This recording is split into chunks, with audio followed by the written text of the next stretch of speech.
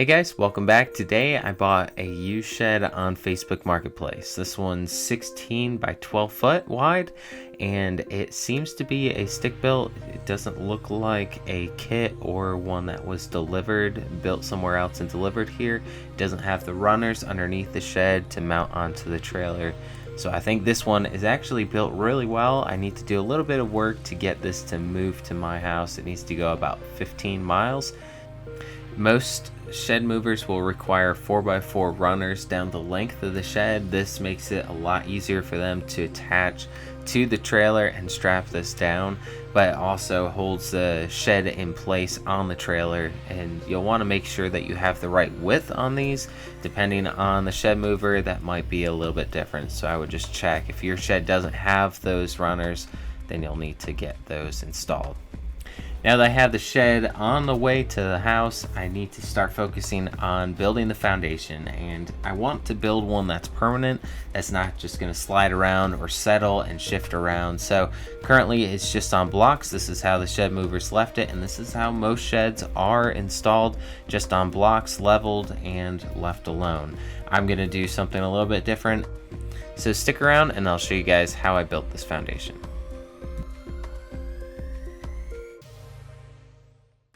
Now, as the shed movers left, I realized it wasn't quite in the right place. I need to shift the front of the shed uphill about a foot, and to do that, I'm going to tip the bottle jack just slightly at an angle. As it lifts up, it will naturally push it uphill as the gravity will push itself over.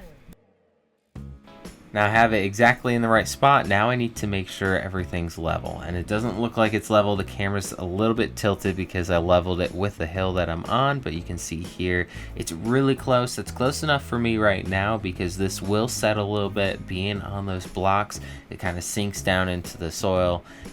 But once I'm ready to set the posts in concrete, I'll actually come back and make sure everything's level and do fine adjustments before filling the holes with concrete.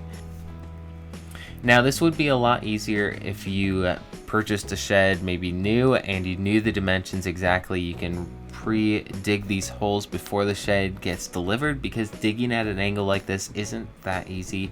It's kind of annoying, but the nature of Facebook Marketplace, things disappear quickly. You have to react fast, so I'll make the most of it and get this to work. I'm going to dig the hole about 12 to 16 inches wide and go down 2.5 to 3 feet deep. For the posts, I'm going to be using a 6x6, and I'm going to be notching this so that the shed itself can rest down on top of the post and transfer the weight directly on top of the post so that it doesn't shear off the screws or anything like that.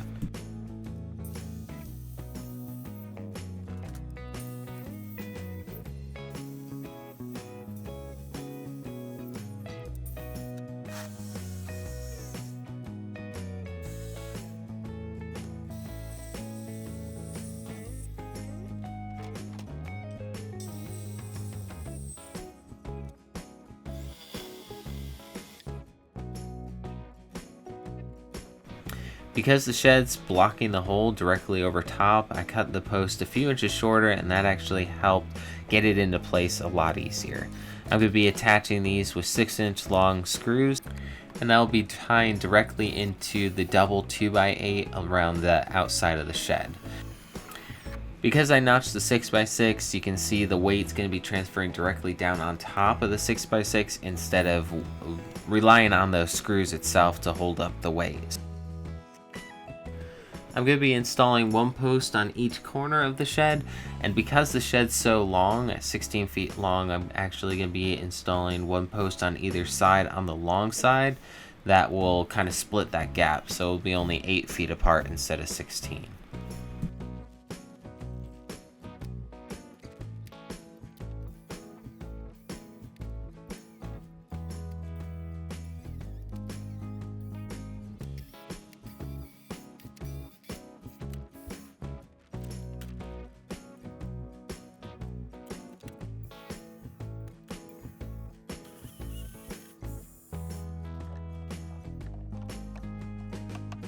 Currently these posts are just floating in the holes. They're about 4 to 5 inches off of the bottom of the hole, and they're just floating in place. So I haven't finished leveling the shed completely yet. It's very slightly off, so I'm gonna do that once I have all the posts in the holes. They're just floating there. I'll come back with shims and level the shed perfectly, ready to go for the concrete to pour in.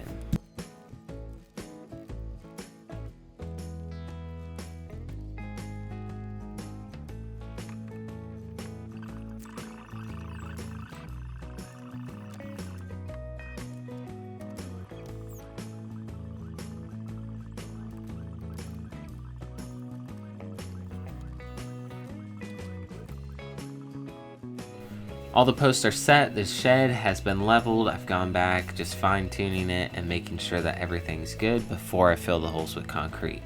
Now I'm going to be filling each hole with about 3 to 4 bags of concrete, and that seems to fill it up really well, and I'll do that for all 6 holes.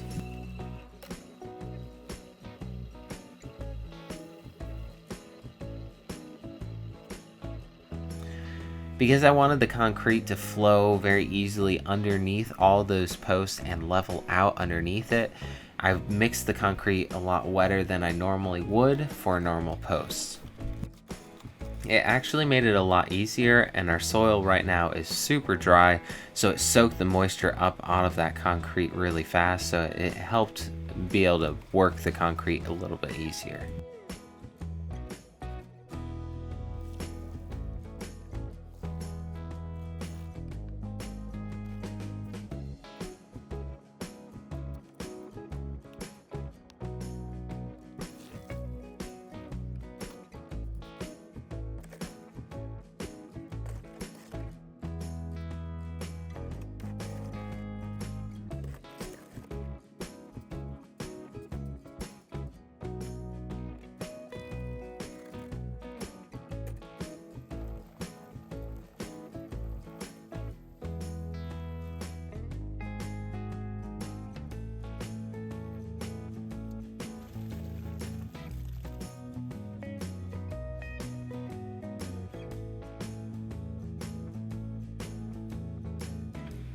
After letting it set up for about an hour, I came back with a brush and some water to clean up any of the excess concrete that splashed on the post or the building. Next, I took a trowel and smoothed out the finish on the top of the concrete. I know this won't be that visible, might even get covered up with soil over time, but I wanted to make sure that it was at least a decent finish on the top and not really rough.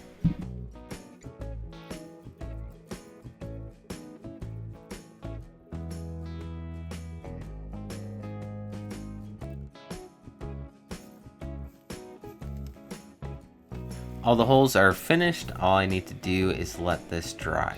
Now you can see on each side of the 16-foot section at that middle post, I actually put a jack just to lift up a little bit of the pressure off of those posts.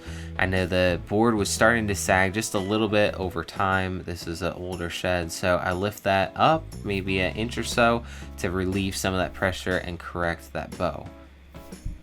Now you can see a couple days later, this is about a week later, the concrete has set up fully. I'm going to start taking off those jacks and a few of the blocks that are holding up the shed.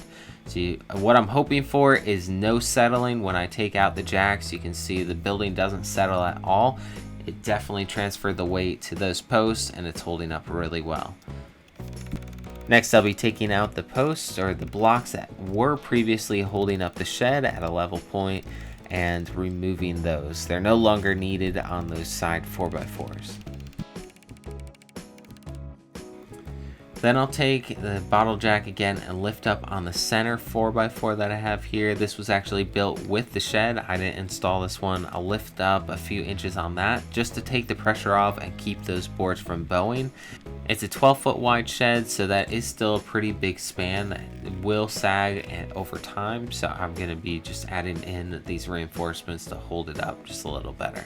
Now you could install some 6x6s here as well, and that would be a lot easier if you had the measurements beforehand and you could dig those holes. I'm not climbing under the shed and digging down 2 feet to put in a 6x6 in the middle of the shed. Now that I'm no longer using those 4x4s on the side, I went ahead and removed those. Those are the ones that I temporarily fixed to the shed so that I can move it here. Everything looks good. I've gone back and checked the level. Nothing has settled. This is definitely a more permanent foundation, especially when there is a slight hill. You need the shed up off of the ground a lot higher. The blocks just don't look safe to me. I know they will hold the shed up, but I really don't like the look of them either.